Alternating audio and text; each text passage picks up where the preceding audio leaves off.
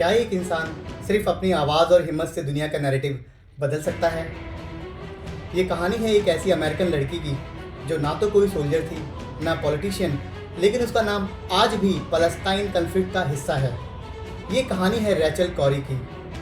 Rachel Carry जिसने उन लोगों की आज़ादी के लिए अपनी ज़िंदगी दांव पर लगा दी जिनसे उनका कोई रिश्ता भी नहीं था, और इस शहादत ने दुनिया के सामने पेश की एक ऐसी मिसाल जिसे आने वाली दुनिया हमेशा याद रखेगी। रैचल कॉरी की पैदाइश 10 अप्रैल 1979 को हुई ओलंपिया, यूनाइटेड स्टेट्स में। वो अपने घर की सबसे छोटी बेटी थी। उनके फादर क्रैग कॉरी एक इंश्योरेंस कंपनी में काम करते थे और मदर सिंडी कॉरी एक simple middle class American family से बिलोंग करती थी। और उनकी माँ कहती थी, हम एक नॉर्मल अमेरिकन फैमिली थे, ना ज़्यादा अमीर ना ज़्यादा पॉलिटिकल, बस अपनी ज़िंदगी जीने वाले लोग। रैचल ने अपनी स्कूलिंग कैपिटल हाई स्कूल से कंप्लीट की और फिर एडमिशन लिया एवरग्रीन स्टेट कॉलेज में, और यहीं से उनकी लाइफ एक नई डायरेक्शन लेने लगी। उन्होंने 8 सब्जेक्ट पढ़े और 1 साल का ब्रेक लेकर वॉशिंगटन स्टेट कंजर्वेशन कॉर्प्स में वॉलंटियर भी किया। सिर्फ इतना ही नहीं, वो मेंटल हेल्थ पेशेंट से मिलने जाती थी हर हफ्ते 3 साल तक। यही वक्त था जब एक नॉर्मल स्टूडेंट के अंदर इंसानियत और एम्पैथी और गहरी होती जा रही थी। कॉलेज के दौरान रैचल एक कमिटेड पीस एक्टिविस्ट बन चुकी थी। वो local group Olympians for peace and solidarity के साथ मिलकर पीस इवेंट्स ऑर्गेनाइज करती थी, और उन्होंने ज्वाइन किया इंटरनेशनल सॉलिडारिटी मूवमेंट, और जिसका गोल सिंपल था, नॉन वायलेंट रेजिस्टेंस और अवेयरनेस क्रिएट करना। रैचल ने अपने फाइनल ईयर में एक बोल्ड प्लान बनाया। उसने कहा, मैं गाज़ा जाऊंगी और वहां ग्राउंड पर काम करूंगी। और जाने से पहले उन्होंने एक पेन पैल प्रोग्राम भी स्टार्ट किया जहां अमेरिका और गाज़ा के बच्चे एक दूसरे को लेटर्स लिखते थे। ये सिर्फ कोई एक्टिविज्म नहीं था, ये कनेक्शन बनाने की कोशिश भी थी। फिर दिन आता है 16 मार्च 2003, गाज़ा।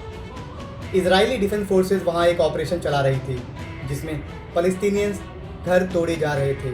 रैचल और उनके साथ कुछ और एक्टिविस्ट इस ऑपरेशन को पीसफुली रोकने की कोशिश कर रहे थे, और तभी एक मैसिव बुलडोजर आता है जिसका नाम था कैटरपिलर D9R।